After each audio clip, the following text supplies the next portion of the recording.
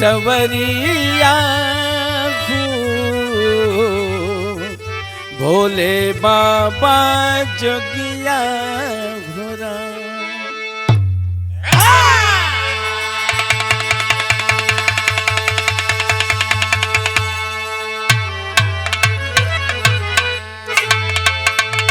ए बाबू, हम गायक कलाकार सतीश चंद्र यादव एवं साथी आप सभी श्रोता बंधुओं को सत सत प्रणाम करते हैं। आप लोगों के बीच में 2-4 दिन पहले की तरोताजा घटना जो बनारस के अंदर हुई, सिर गोवर्धन कांड, जो बीएचयू परिसर के अंदर एक केंद्रीय विद्यालय पढ़ता है चलता है, बात शिक्षा की घटना हुई 30 जुलाई शनिवार को। इसलिए कवि को 4 लाइन भूमिका में कहना पड़ा। कैसे?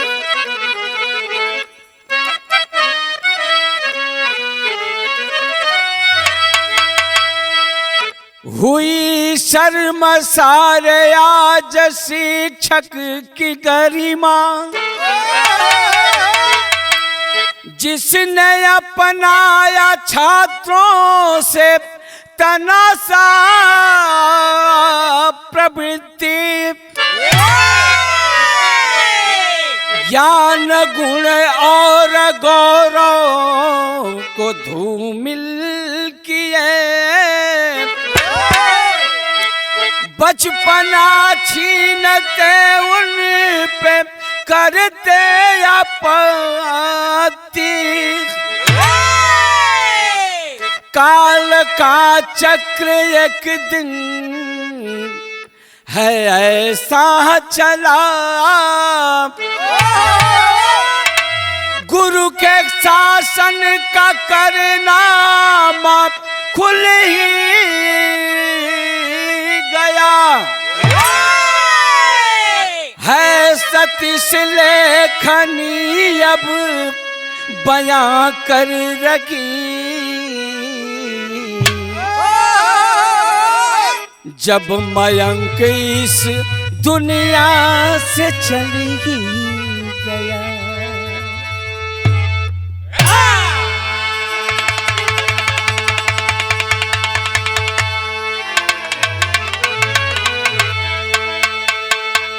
ए बाबू, घटना बीएचयू कैंपस के अंदर एक केंद्रीय विद्यालय चलता है और उसमें शिक्षक ने जो छात्र के साथ कारनामा किया, जिसका नतीजा निकला कि वो छात्र जिसका नाम मयंक यादव था, इस दुनिया को छोड़कर चल बसा। जब मां अपने इकलौते बेटे मयंक की लाश को देखी तो भगवान के ऊपर हाथ उठाकर एक बार कहना शुरू कर दी। वह गजल के लाइन में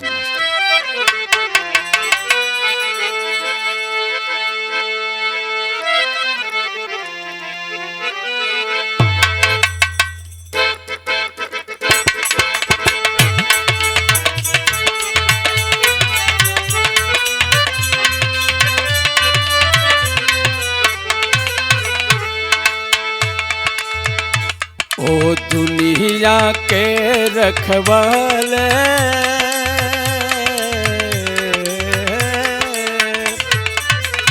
ओ दुनिया के रखवाले, सुन दर्द भरे मेरे नाले, सुन दर्द भरे मेरे नाले।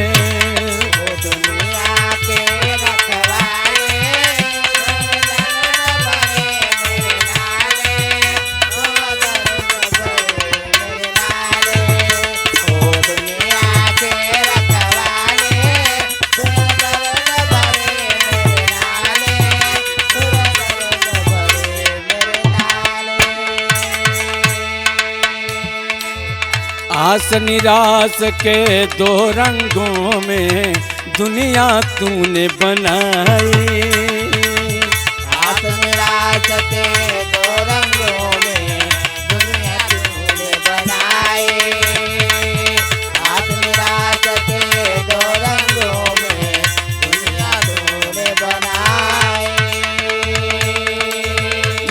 नैया संग तूफान बनाया,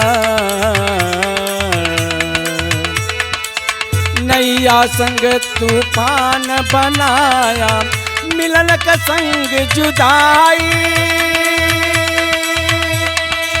जा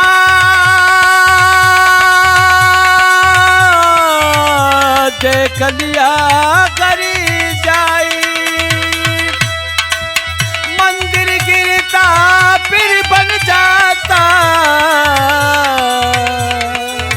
मंदिर गिरता फिर बन जाता, दिल को कौन संभाले, वो दुनिया के रखवाले, सुन दर्द भरे मेरे नाले, सुन दर्द भरे मेरे नाले, दुनिया के रखवाले, दर्द भरे मेरे नाले।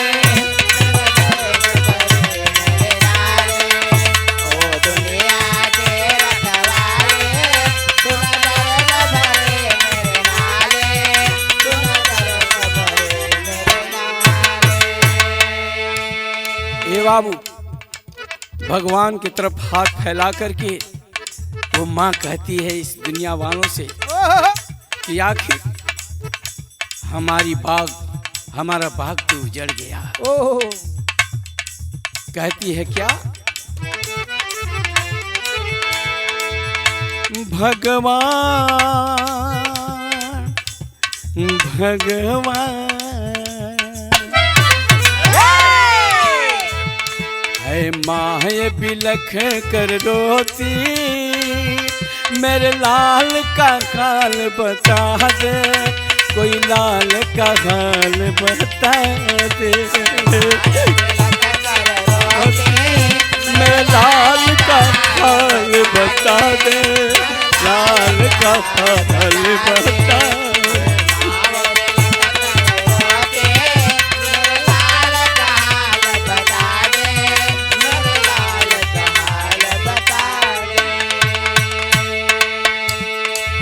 निदिया उड़ गई बगीचा उजड़ी,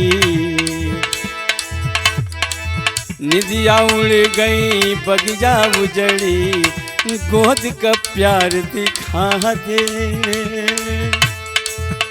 मेरा लाल किसी और गया है,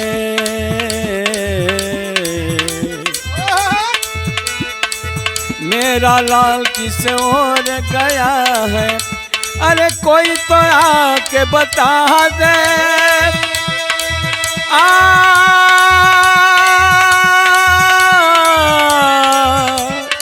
मेरे लाल को आके बता दे,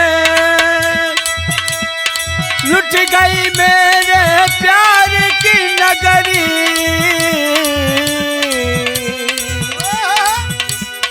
लुट गई मेरे प्यार की नगरी, अब तो नीर बहा ले, है माँ ये बिलख कर रोती, मेरे लाल का हाल बता दे, मेरे लाल का हाल बता दे।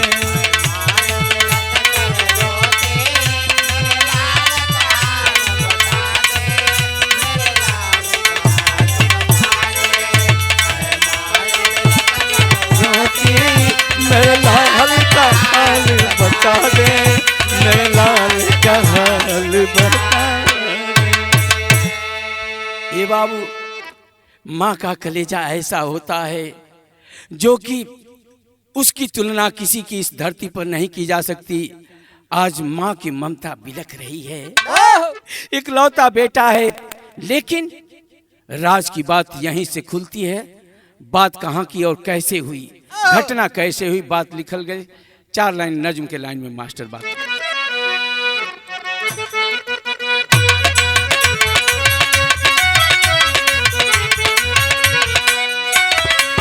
समय का चक्र चला ज्ञान के इशारे पे, समय का चक्र चलता ज्ञान के इशारे पे, दुनिया गुलाम है समय के इस नजारे पे।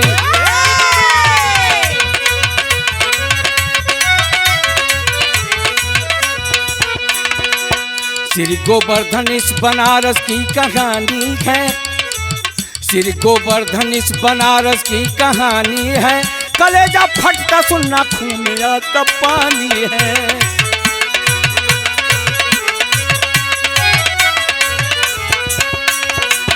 इकलौता पुत्र मयंक यादव 9 का छात्र रहा, इकलौता पुत्र मयंक यादव 9 का छात्र रहा, बेटा संतोष माता मुन्नी का वो मात्र रहा।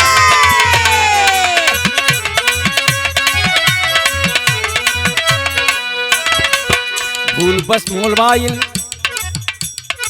श्री गोवर्धन बनारस BHU के बगल में एक थे गांव बा बाबू। वो श्री गोवर्धन का मयंक यादव संतोष यादव का इकलौता बेटा था। बड़ी लड़की थी जिसका नाम तनीषा था। वो भी तनीषा भी दोनों साथ साथ पढ़ते थे, मयंक और तनीषा, उसी केंद्रीय विद्यालय BHU में। एक दिन की बात है बाबू, माता का नाम मुन्नी देवी, पिता का नाम संतोष यादव। एक दिन भूल हो गई उस लड़के से। अब भूल में भइल का, भूल बस मोबाइल स्कूल में एक दिन लाया है, भूल बस मोबाइल स्कूल में एक दिन लाया है, गलत आरोप उस पर शिक्षक ने लगाया है।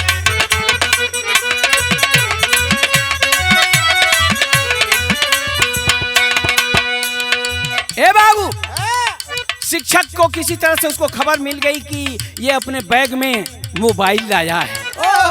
तब शिक्षक ने तुरंत एक्शन ले लिया। किया क्या? निकाल बाहर किया, अब न यहाँ आना तुम, निकाल बाहर किया, अब न यहाँ आना तुम, जाके घर से मम्मी पापा को पठाना तुम।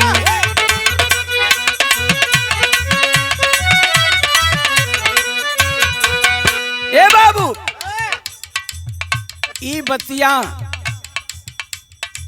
मयंक जो था अपने पापा से कहा जाकर के, जब लड़का स्कूल नहीं जाता था बाबू, कहना कि तुमको रिस्ट्रिकेट किया जाता है, अब तुम विद्यालय में मत आना और अपने मम्मी पापा को यहाँ पर भेज देना। ए बाबू, उसके पापा संतोष यादव मिलने के लिए प्रधानाचार्य दिवाकर सिंह से मिलने के लिए गए। आज जब गैलन मिले खातिर बाबू, तो वहाँ पर उनको डांट फटकार सुनाना शुरू कर दिए प्रधानाचार्य जी। और जो उप प्रधानाचार्य थी बिंता सिंह, उन लोगों के सामने जब डांट फटकार सुनावे लगलन बाबू, उसी में साथ में बेटा उनका कक्षा 9 में पढ़ने वाला वही मयंक था बाबू। देखा कि हमारे पिताजी को इतनी डांट सुननी पड़ रही है खाली हमारी एक भूल के कारण। ओ ए बाबू, लड़का के आंख में आंसू बाप। कारण कहे प्रधानाचार्य कि ऐसे शिक्षा नहीं चलती है, अनुशासन का पालन करना होगा। ए बाबू, कहलन संतोष यादव की एक गुरुदेव आप अध्यापक हैं, एक माँ बाप वहाँ से अपने घर से अपने लड़कन के विदा करेला, आप लोगों के यहाँ भेजेला, तो दूसरा माँ बाप और परिवार आप ही लोग हैं। तो विद्यालय एक परिवार है। बेटा से गलती भइल, ओके माफ कर दी, लेकिन हमार बेटा ऐसा काम ना करेला। देखे बाबू, वह गीत लग गई। हुआ क्या?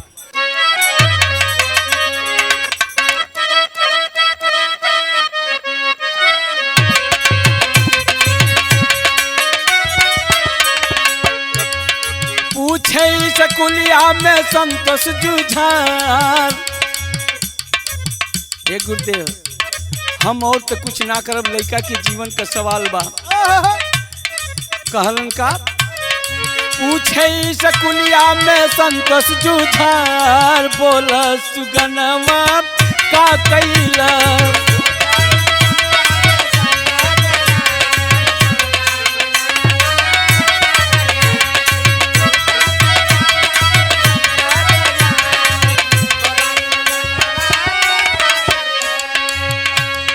बोले प्रधानाचार्य वीडियो बनावे,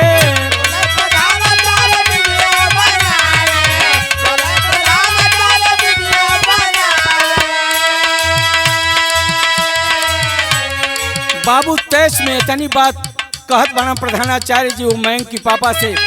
कल मयंक के पापा इतने ना तोहार लड़का आवेला स्कूल में वीडियो बनावेला और का करेला, शिक्षिका के इज्जत पे दगिया लगावे,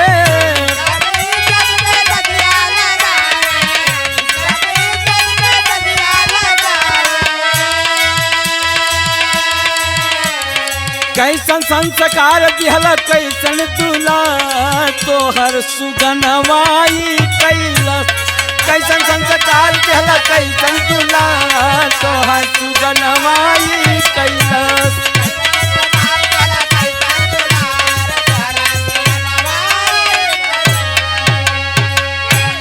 ए बाबू कहलन कि शिक्षिका कई वीडियो बनावला जन मास्टर पढ़ावेली मैडम, कहला हाथ जोड़ के सरकार ए गुरुदेव ऐसा हमार लड़का ना कला, हमार तो लड़का बहुत सीधा शरीफ है।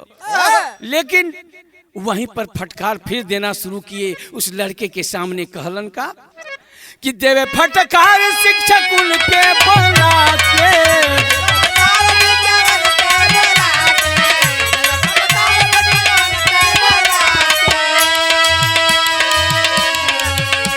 दिखावे ताना साई ओकरा मम्मी के लिया के,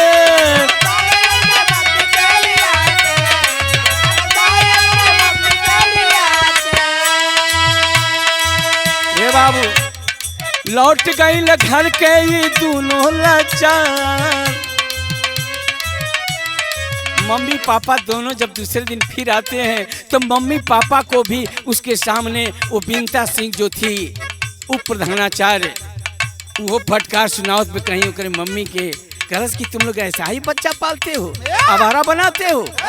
ए बाबू आंख से आंसू ओकरे मम्मी पापा वो लड़का कभी गिरत बा, लड़का अपने मनवा में सोचत बा कि हो न हो अगर हमारा से ऐसा गलती ना भइल हो तो हमार मम्मी पापा ये तरह से कोनो डांट फटकार ना सुनतन टीचर का, जैसे मालूम पड़त बा कि हमार मम्मी पापा इन लोग का बहुत बड़ गुलाम हवन। ए बाबू उस समय भइल का लौट गई घरे दोनों बेबस लाचार, बोल सुगनवा का कैलस, लौट गई दोनों घरे बेबस लाचार, बोल सुगनवा का कैलस।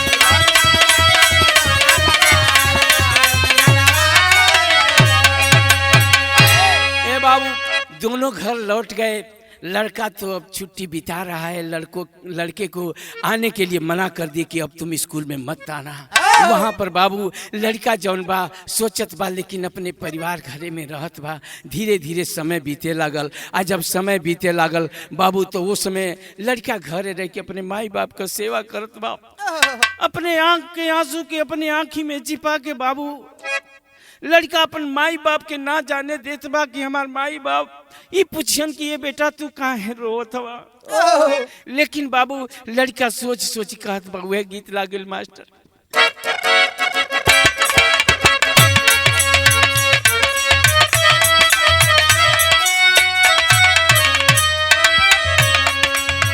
सोची सोची सेवा अपनी पापा का मायांक करे,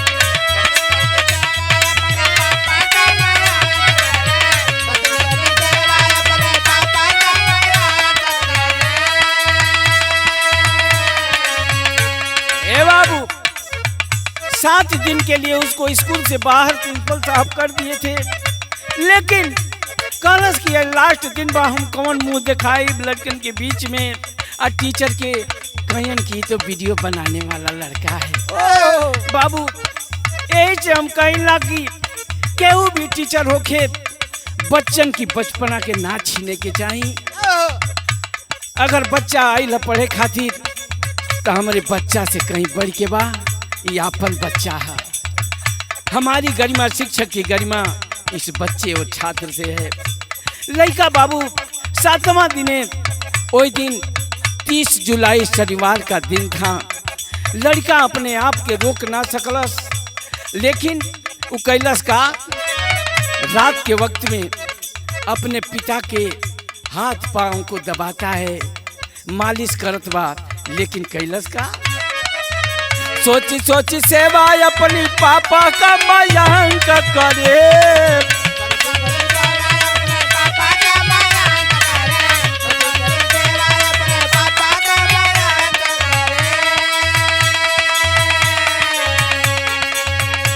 रतिया में डसवा गई पसारे, रतिया में डसवा गई पसारे, घर का लोगन दिया मारे।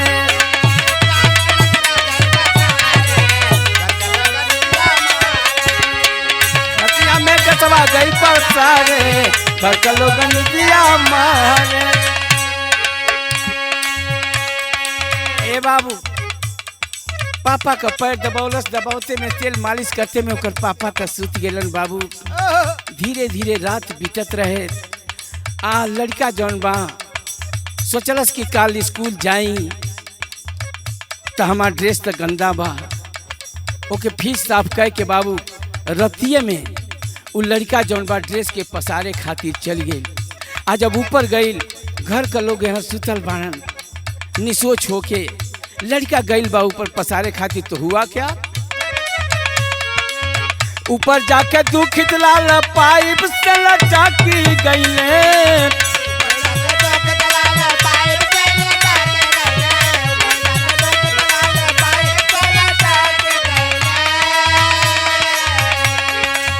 नकई का साइल प्राण तान से निकाली गईले।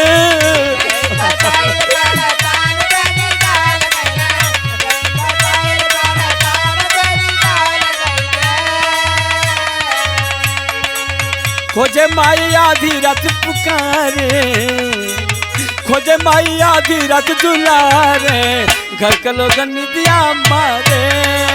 खोजे माई लाल के पुकारे, आधी रात निदिया मारे।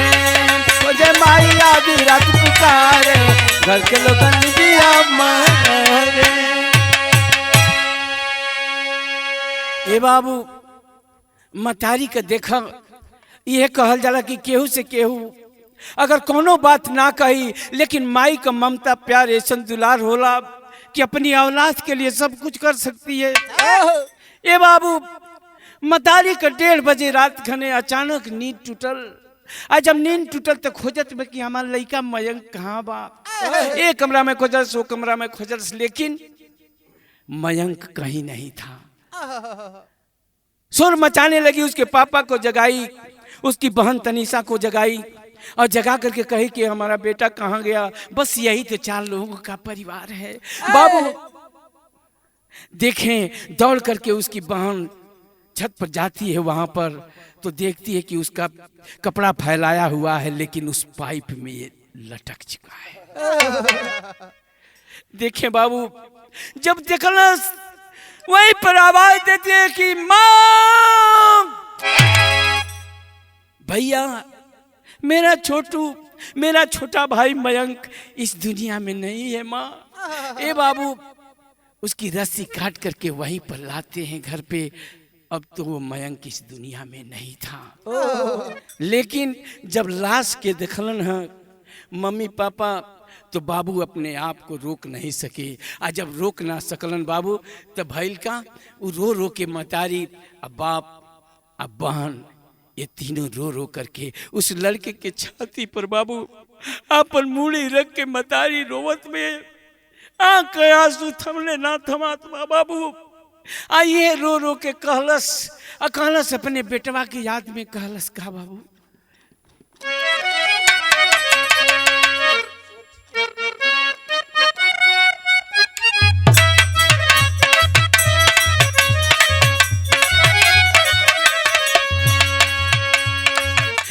कवनी करनवा लला छोड़ा ला परालावा, यार छोड़ा ला परालावा हो, विपत पड़ाला बरिया हो लाल मोरे, पड़ाला बरिया।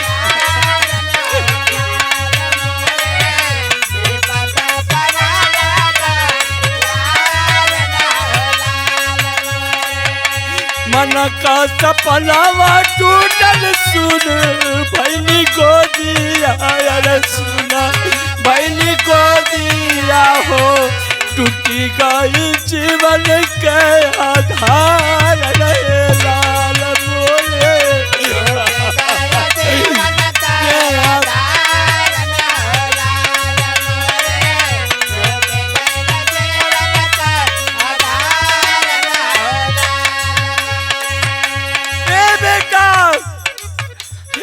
अरे आवत रहला हम कैसे तोहार याद करके जिया बे बेटा। रो रो मतारी। अगली लाइन कहलस बाबू, मन के सपनवा टूटल सुना भैली गोदिया रे सुना। भैले गोदिया रे सुना, भैले गोदिया। टूट गई जीवन के आधार लाल मोरे। टूट गइल जीवन के आधार लाल मोरे। टूट गइल जीवन के आधार लाल मोरे।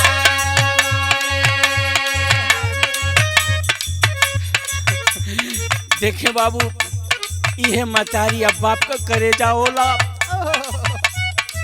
हम यही से कहिला बाबू कि दुनिया लड़के को लाख हवारा कहती हो, बदमाश कहती हो, लेकिन माई का करेजा ऐसन होला कि कबो अपने बेटवा की आंख से ओझल होके देवल ना चाहिए। देख रो रो मतारी बाप दोनों वो लड़का के लाश पर बाबू लेटल हवन। रो रो के कहत में मतारी का के करा के बेटा कई के मयंक का बोलाई बहो मयंक का बोलाए बा माया, का बोलाए बा।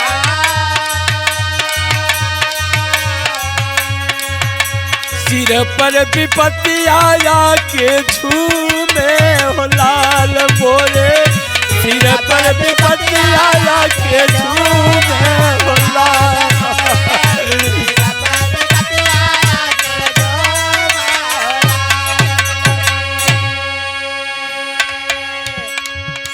हमनी के लागा के गैला लाला कौनी बोरिया रे लाला।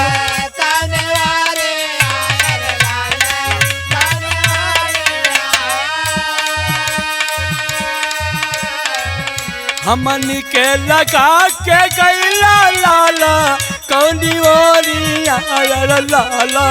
कौनी बोरिया हो माई बहू रहिया चेहरा चूमे हो लाल मोरे।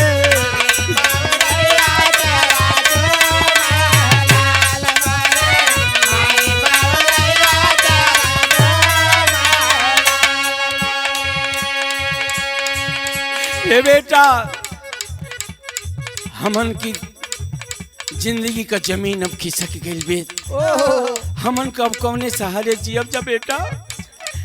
लेकिन देखें कभी कोई एक लाइन बात लिखनी पड़ी तेरी के बात में मास्टर।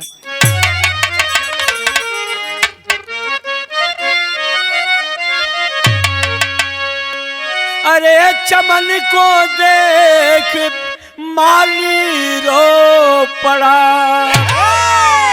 तो टूट कर कली सिमट गई हुआ बागवा खाली।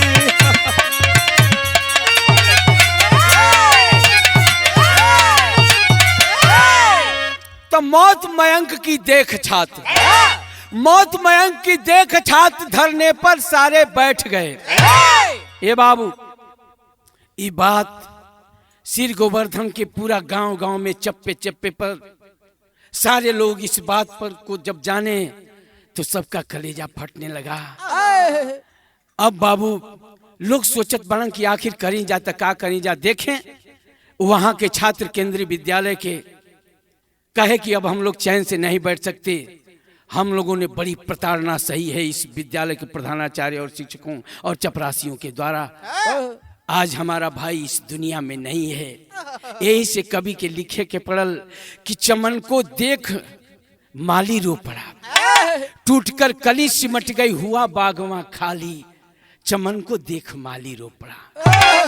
कहे के पड़ल बाबू कि मौत मयंक की देख छात्र, मौत मयंक की देख छात्र धरने पर सारे बैठ गए। उग्र देख छात्रों को शिक्षक भीतर ही भीतर बैठ गए। तो छोड़ो तानाशाही शिक्षक अब, छोड़ो तानाशाही शिक्षक अब, क्या ऐसी ही शिक्षा मिलती है? गुरु ज्ञान शर्मसार हुआ, शिक्षा की धरा मचलती है। लड़कों ने आवाज देना शुरू कर दिया, कहा कि ऐसी शिक्षा नहीं होती, कि आज गुलाम बना करके हम लोग विद्यार्थी हैं। गुरु और शिष्य की परंपरा में ये दाग लग गई कि आज तानाशाह की तरह से मालूम पड़ता है कि शिक्षक छात्रों को गुलाम बनाए हैं। अरे जब अपनी बात नहीं कहेगा तो उसके प्रश्न का जवाब कैसे पूरा होगा। आता है बच्चा पढ़ने के लिए तो अपने टीचर से अपने सारे सवाल पूछता है, और जब डर के मारे दुबका रहेगा तो सवाल क्या करेगा, उसका ज्ञान वहीं पर सिमट जाएगा। लेकिन बाबू देखें हुआ का, अल्लाह का बात में देवल गई। यह लड़का जौन बाणन वो केंद्रीय विद्यालय के सामने 30 जुलाई की घटना है, और वहां पर बाबू 30 जुलाई के बाद देखें 31 जुलाई बीता और 1-2 यानी 2 तारीख को बच्चे धरना पर बैठ गए। आज जब धरना पर बैठ गए बाबू, कालन की अब तानाशाही नहीं चलेगी प्रधानाचार्य की। उसने किया क्या, उन लड़कों ने धरने पर बैठ करके बाबू ऐलान करना शुरू कर दिया कि हमको न्याय चाहिए। अल्लाह के बात में कहल गया कैसे प्रतिबारी का दाम राम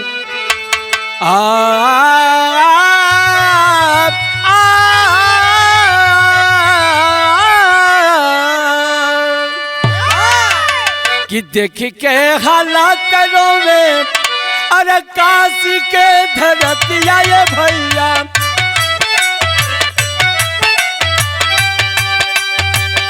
रोवता के मालवी जी के त्याग और पीछा।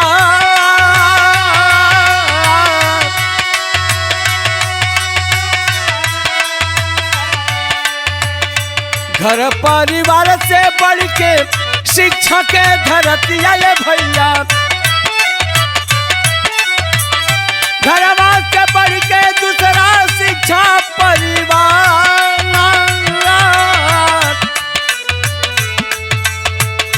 मोदी जी से मांगे तनिषा न्याय वाली भिखिया ये बाबू, प्रवीण कुमार एसपी भेलपुर गईले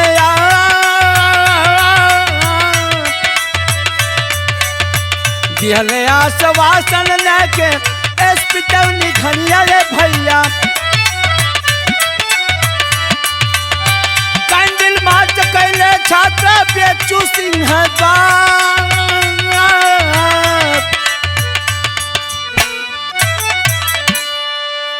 ए बाबू जब धरना दिए केंद्रीय विद्यालय के सारे विद्यार्थी, वही समय वहां पर तनीषा उसकी जो बहन थी तनीषा यादव, मयंक की बड़ी बहन, मोदी जी से पत्र लिख करके यही गुहार लगाई कि मोदी चाचा हमारे भाई का मौत भइल, न्याय चाहिए।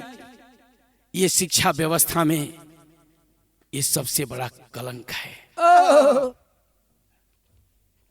वह कहती है धरने से लड़के जब हटते नहीं हैं, बताती है वो लड़की कि 25-30 झप्पड़ मार करके उस मयंक को स्कूल से बाहर निकाल दिए। मेरा भाई न पिता से कहा न माता से कहा, उस बात को अपने तक सिमट करके रह गया। लेकिन बाबू उस आक्रोश में जितने लड़के बैठे हुए थे उस केंद्रीय विद्यालय के गेट के सामने, वहां पर बाबू प्रवीण कुमार जो भेलुपुर थाना के एसपी थे वो आए, और आने के बाद आश्वासन दिए उन लड़कों की उग्रता को देख करके, और कहे कि न्याय हम दिलाएंगे, आप घबराइए नहीं। लेकिन आश्वासन दिहलन का कारण कि आप लोग धरना बंद कीजिए बेटा, हम आपके साथ हैं। लेकिन वो बताई, वो तनीषा यादव बताई, कितना ही नहीं एसपी जी, आप तो एसपी हैं, जिसके घर का जिसके तन का इकलौता बेटा इस दुनिया को छोड़ करके चला गया, जरा उसके दिल से पूछिए। आप तो कहते हैं कि धरना बंद करो, हम न्याय दिलाएंगे, लेकिन कैसे न्याय दिलाएंगे? इस शिक्षा व्यवस्था को, केंद्रीय विद्यालय की व्यवस्था को आप सुनिए। एक बात कहती है, कहलस लड़की, कहलस का, अरे 4 साल से दिवाकर सिंह उत्पीड़न छात्र का करे, संगे बिनता सिंह रहे तब सथवा निभाए।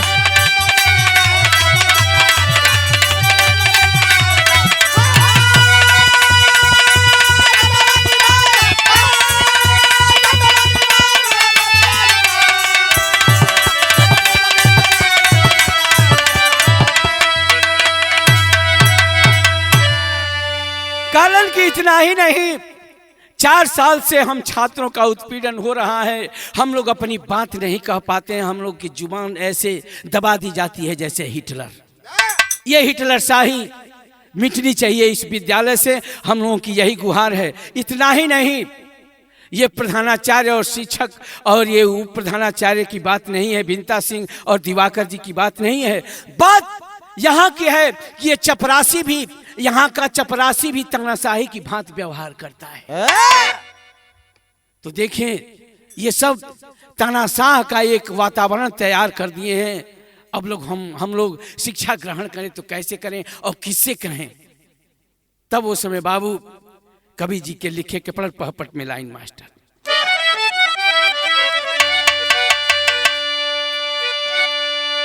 कि अरे तानाशाही रवैया, तानाशाही रवैया शिक्षक के अब छोड़ के कोई, सगरी लइका अपन हमें नाता जोड़े के होई।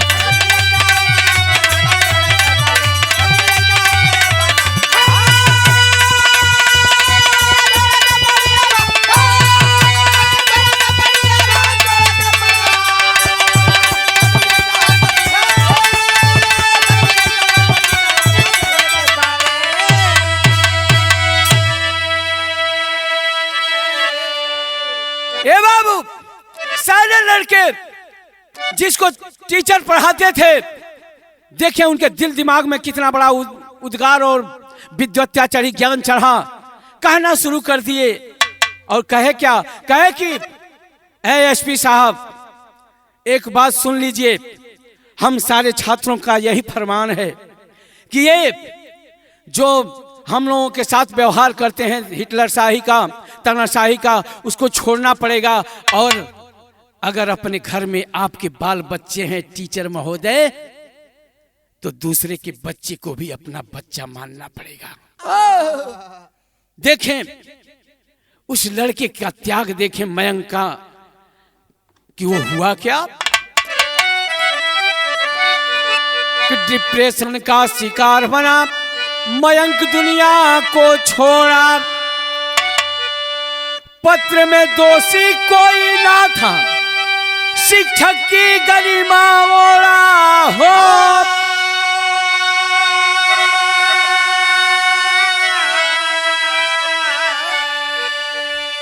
ए बाबू, वहां पर वह जो डिप्रेशन का शिकार हो गया मयंक यादव, वह शिक्षक की भी गरिमा को बचाया और एक पत्र में लिख करके वहीं पर इस दुनिया को छोड़कर चल बसा कि हम आई एम कमिटिंग सुसाइड, हमने सुसाइड अपने मन से किया है, इसके पीछे कोई राज नहीं है। देखा, एक तरफ टीचर की गरिमा को बचाया, बाहरे लाल, जहां तेरी आत्मा हो मालिक उसको शांति प्रदान करे। हम एक कलाकार होने के नाते बार बार मालिक से यही फरमान और दुआ करते हैं कि ऐ प्रभु उसकी आत्मा को शांति देना, ओम शांति। वह लड़का बाबू उस टीचर की गरिमा को बचाया, डिप्रेशन का शिकार तो जरूर हो गया, लेकिन सारे शिक्षकों के क्रियाकलाप को, टीचरों के क्रियाकलाप को उसने बचा लिया। लेकिन एक उसके साथ गम गुजरा, क्या कि फोड़ा गम का पिटारा माई बाप के रोवे के होई, फोड़ा गम का पिटारा माई बाप के रोवे के होई, असगरी लइका आपन हवे नाता जोड़े के होई।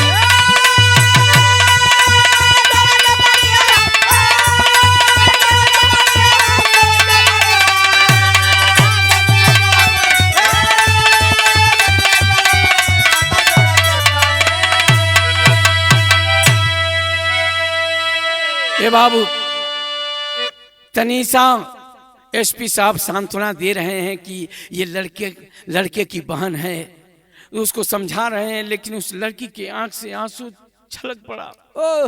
उस समय धरने के सामने भी लड़की रो रो करके कहने लगी कि एसपी जी बाबू, आपकी भी औलाद होगी। एसपी की जुबान पे ताला लग गया बाबू, आंख से आंसू जब चल दिलस एसपी प्रवीण कुमार जी कर, तो लड़कियां उस समय कहलस का कि मोदी जी से न्याय गुहार तनीसा है लगाई, अब भाई दुनिया के छोड़ गई, अब के करी भर पाई हो। एसपी साहब, हमार भाई ते दुनिया के छोड़ गई, लेकिन अब भाई का हक के पुराई। आगे राखी आवत में हमार राखी वही तेरे आज अपन बंधन निभावे खातिर के जहां के तहां रह गई। त राखी का बंधन टूटल, रो रो के सजोवे के होई, आ ठोकर खा का माई बाप के अब ढोवे के होई।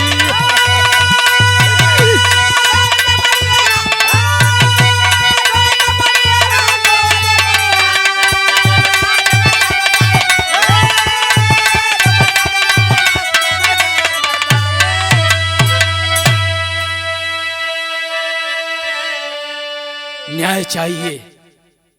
अंतिम हम अपने गाने को अंतिम स्वरूप देते हुए हम हाथ जोड़ करके सारे समाज के लोगों से, सरकार से, शासन से, सबसे यही गुहार करते हैं कि इसका न्याय जरूर होना चाहिए। गाना के अंतिम प्रमाण में कहेंगे कि जय जखाड़ गुरु जद्दू हबीबुल्ला, लालता गुरु श्रीनाथ, श्री नारायण की बगिया सींचे, सुभाष सागर लाल जी साथ हो।